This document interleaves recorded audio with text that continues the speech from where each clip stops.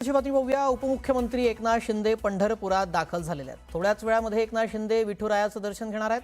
वारीच्या तयारीचा आढावा घेण्यासाठी उपमुख्यमंत्री एकनाथ शिंदे हे पंढरपूरमध्ये दाखल झालेले आहेत.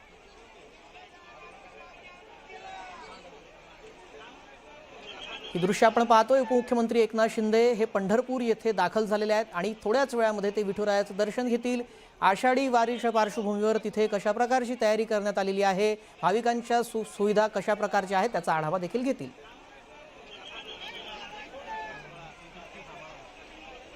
पुढची बातमी बघूया. धाराशिव जिल्ह्यातील वाशी पोलीस ठाण्यामध्ये कार्यरत असलेल्या होमगार्ड अनिता गायकवाड यांनी वर्दीवर रील्स बनवल्यामुळे पंढरपूर आषाढी वारीच्या बंदोबस्ताची ड्युटी नाकारल्याचा आरोप सोशल मीडियावर केला होता. मात्र होमगार्ड अधिकारी प्रदीप पाटील यांनी हे सर्व आरोप फेटाळून लावलेले आहेत. कार्यालयीन नियोजनानुसारच ड्युटी वाटप झाल्याचं स्पष्ट करण्यात आलेलं आहे. 17 महिला होमगार्डपैकी 10 जणींना ड्युटी देण्यात आली होती. अनिता गायकवाड यांना हेतुपुरस्पर ड्युटी नाकारल्याचा दावा चुकीचा असल्याचं त्यांनी म्हटलं. होमगार्ड अनिता गायकवाड यांना रील बनवलं म्हणून ड्युटी दिली नाही असा त्यांनी आरोप केला होता. आपल्या सोबत आता होमगार्डचे इंचार्ज आहेत प्रदीप पाटील आहेत आणि इतर सहकारी आहेत. पंढरपूरला आलायत, वारीची सेवा करणार आहे. मात्र एका महिलेने असा म्हणजे त्यांचं म्हणणं आरोप केलाय. काय खरी परिस्थिती आहे सर? म्हणजे जिल्हा कार्यालयाकडून पंढरपूर आषाढी वारी बंदोबस्त करता 40 पुरुष व 10 महिलांसाठी आदेश झाला होता.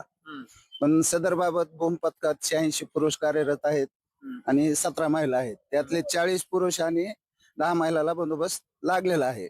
बाकीचे 46 पुरुष आणि 7 महिला यांना बंदोबस्त लागलेला नाही. म्हणजे ह्याच्यात ते त्यांचं जे म्हणणं आहे की ड्रेसवर रील काढली म्हणून बंदोबस्त नाकारला, ते नाही, काहीच नाही. जसे जे आले नियमानुसार तसे 40 पुरुष आणि 10 महिला यांना बंदोबस्त दिलेला आहे.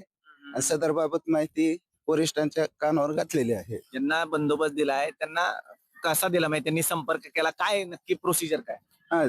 जे 40 कर्मचारी जे बंदोबस्तला आलेले आहेत त्यांनी संपर्क केल्यामुळे बंदोबस्त त्या लोकांना दिलेला आहे. म्हणजे असं जाणून बुजून की त्यांचं जे म्हणणं आहे की ती मी रील बनवली म्हणून बंदोबस्त दिला नाही, ते खोटं आहे. तसा काय तुमचा हेतू नव्हता? नाही.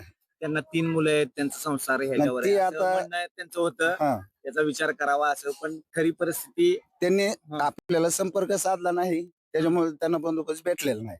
म्हणजे 7 महिलांना आता ड्युटी मिळालेली नाही आणि पुरुष होमगार्ड किती आहेत? 46. म्हणजे हे असं काय ठरवून झालंय काय? नाही. अजिबात नाही.